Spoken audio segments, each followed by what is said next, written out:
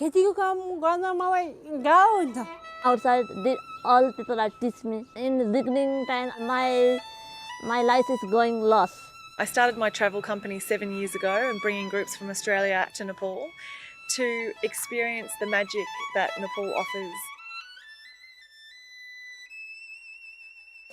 When women are came here, they like the caterpillar.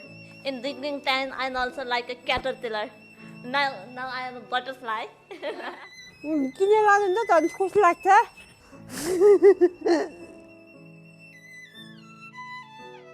There's something very special about Nepal. It brings people back to why we're here and the meaning of life.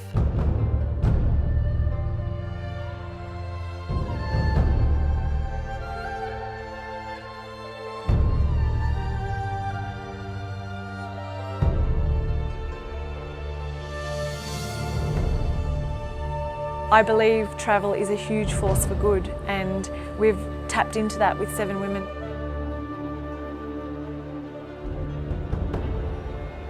I've always wanted to make a difference for as long as I can remember, from a very young age, and I remember thinking that to be able to make a difference I have to experience as much as possible.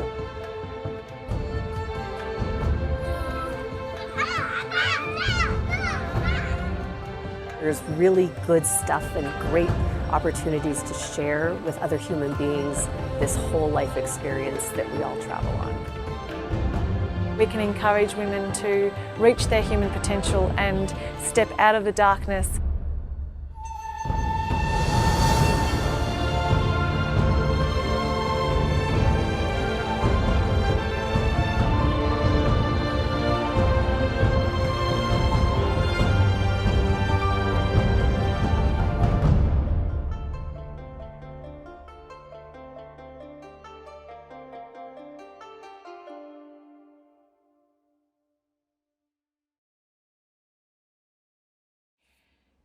Thank you everybody for having me part of this incredible event. I am so happy to be here, and that amazing little clip that we've just seen was captured in Nepal on our last tour, and you might see some familiar faces in the trailer, and what I love about that is it captures and showcases the incredible human potential that we all have inside of us, and it's been an absolute honour for me to see that transformation and the drawing out of that human potential in the women that we've been working with in Nepal.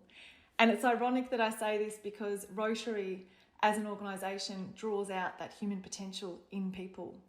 So today I'd like to share a little bit about my story in creating 7Women, how it began, and some of the incredible success we have had in showcasing our 7Women model across the globe with the support of organisations like Rotary. So I, as a very curious young person, and I've had the privilege of meeting young people across the world and people in general that have this incredible passion to make a difference, like many, many Rotarians. And I had that, and I went to Nepal when I was 19 years old. It was my first experience in a developing country, and I was moved, touched, and so inspired by the generosity of spirit that I saw and felt in the people that I met, but very taken aback by the outward, the poverty on the streets, and that in-your-face type of poverty that makes you think as a visitor to that country, how can I help? And I was asked back to lead tours of architects from Melbourne over to Nepal. And it was at the end of one of those trips that I was walking down the back streets of Kathmandu and the dirty, dusty, tiny little alleyways. And ahead of me was a woman who was very clearly physically disabled, struggling to carry 2 heavy bags. And she turned into a tiny little tin shed made of, corrugated tin sheets. And in that tin shed were 6 other women who were sitting on the freezing cold concrete, making candles out of an ancient looking candle makers with the hot wax over the flame and pouring it into this, stainless steel ancient candle makers to sell to the local market. And luckily one of these women spoke broken English, Sangeeta, and she was telling me some of the stories of these women who were sitting in this tin shed making these products. And it was heart-wrenching to hear that these women had come from different remote villages and to make a living, to create a future for themselves and their families, but because of their physical disabilities, they were unable to sell their products. And in fact, there was a stigma about disability in Nepal, that if you're disabled in this life, you're seen to be evil in a past life.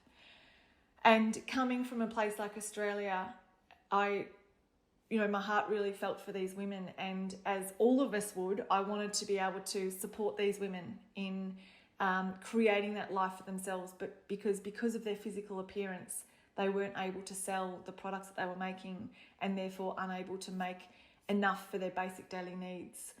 And this was a social construct. This was the cultural belief that had been passed down through the generations. Like many of our cultures and societies have these beliefs that either support the human potential in people or squash the human potential. And it was just incredibly heart-wrenching to see that this belief that was held in society that wasn't necessarily the truth was limiting and squashing the human potential of these women. Not only the beliefs but they had begun to embody these beliefs themselves. So I, as a young person, wanted to help, as you can imagine, and didn't know what to do. And I remember walking to the nearest internet cafe that day to phone home in Melbourne, phone my mum, and said, "Mum, I've just met these 7 women who are living and operating out of a tin shed. Do you think I can make a difference? I've got $200, 200 Australian dollars, and I had about a week left in Nepal. Do you think one person can make a difference?"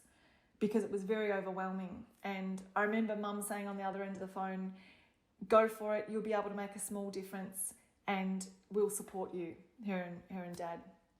And that was the encouragement I needed at that point to think, okay, I can go back and let's see what we can do.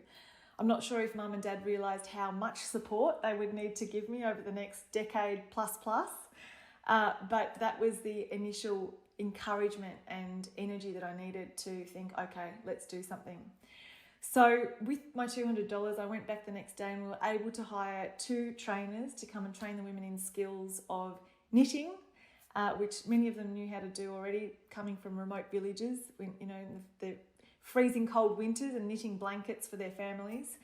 And they began making products, and I took them back to Melbourne, Australia. And it was very, very challenging, as you can imagine, in the beginning, working in an international context, as many of you have probably experienced. Very, very different cultures, different language. And the women that we were working with, the 7 initial women, were illiterate, as many, many women are in Nepal. So measuring products and quality control and all of the systems and things to make this a robust, sustainable enterprise, we had to start from ground zero, and that's what we did. But the incredible journey of seeing these women light up day by day as they were able to contribute something and see that contribution honoured by the sales of the product, and then them creating their own futures through being able to create products and then being sold in Australia and now abroad to Europe and many different countries. And that's the core of the 7Women model. I could have gone back to Australia and asked for donations and given them handouts and free things, but I think as Rotary is very much in support of those sustainable models to help with the training of the people, so they can stand on their own 2 feet and be financially free and independent. And that's very much how 7Women began. I really wanted to make sure that we were honouring the abilities and skills and potential in each of these women who we were working with. And so we've created an amazing fair trade manufacturing enterprise in Nepal, where we have a shop, we export globally. And about 5 or 6 years into the 7Women, the organisation, we wanted to diversify the skills available to these women and started a cooking school, which we renovated a little shed out the back of our headquarters, and that became our thriving enterprise, which is now the Kathmandu Cooking School, where the women were able to share their incredible skills and abilities and teach visitors how to do, cook their local cuisines. Few years on from that, which we launched our incredible guest house that we renovated on our last trip that you saw at the beginning of this talk, where the guests can stay in a place that is also training disabled and marginalised women in new skills of hospitality and customer service, front of house, back of house, learn all of these new skills through working with us at 7Women. I had no idea of the magnitude of what this would turn into when I was 19 and going to Nepal, and at 22 when I went back to Nepal I met these women. I had no idea the incredible enterprise this would turn into, the collection of ecosystem of enterprises that we've created. And I am so, so grateful for the support of Rotary all over the world that have hosted screenings of our documentary. We've had so many Rotary trips with us in Nepal through my tour company, where we had these 10-day cultural immersions to allow Rotarians and involve Rotarians in being part of creating 7Women and creating our future. Our future vision is a big one. It's to replicate the social enterprise model that we have in Kathmandu, Nepal, out into 7 different villages in Nepal that we're working in, that we deliver our literacy and education programs and run our scholarship programs. And it's to support through micro enterprise and build a number of different enterprises in those villages to really facilitate them to thrive, and with the women at the forefront of this, because women are incredible agents of change. And one of the metaphors that the women use at 7Women is the butterfly from the caterpillar in the cocoon, when they receive the training, to the individual butterfly and to the group of butterflies when they are financially independent, socially empowered, and able to spread their wings and fly and train other women in Nepal. So this is an incredible metaphor to capture what we are about at 7Women. So I'd like to, say a special thank you to Rotary, because Rotary has been a key part of my journey in creating 7Women that I started 17 years ago, I think it was now, and has now educated, trained and employed over 6,000 women in Nepal who are now thriving and passing those skills and that ripple effect of that energy, that positivity out to many, many more women. And for many of you who have travelled to Nepal and countries like Nepal, I'm sure you understand the value of creating that real and lasting change in these communities that will be passed down through generations and generations to come. I did my Peace Fellowship with Rotary through the scholarship. It was an incredible experience that linked me up globally to people that are like-minded and that have dedicated their lives to making the world a better place, like you as Rotarians have done. I learnt so much about the power of creating networks and communities of like-minded people and what is possible, as the many, many Rotary projects show. But I will always, always remember that the first people that supported my idea when I was in Nepal and with these 7Women was the Rotary Club of Ivanhoe in my hometown, about 2 minutes walk from my house. When I didn't know who to reach out to and ask for support, I wrote from Kathmandu, Nepal, back to the Rotary Club and said, we've got this opportunity to have training from the United Nations Development Programme, and we need $1,000 to buy the materials to be able to make the most of this training opportunity. And they wrote back the next day and said, yes, we're happy to support you. So I will always remember those that supported me in the very early days in the beginning, because that's what seed funded and kick-started this incredible idea. And I think, 7Women is just a tiny example of the many, many, many, many hundreds of thousands of projects that Rotary has supported to grow and to thrive.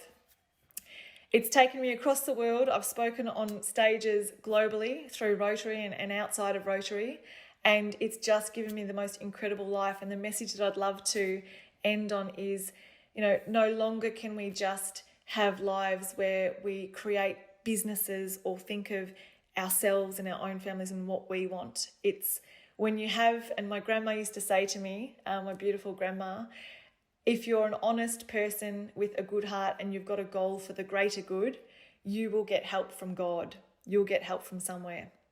So that has been very, very much my experience in creating 7Women. And that's, why I absolutely love being a Rotarian and being part of the wider Rotary network, because Rotarians draw the best out in each other, draw the potential out, that recognise the human potential and allow that to flower and blossom and make the world a better place. Thank you.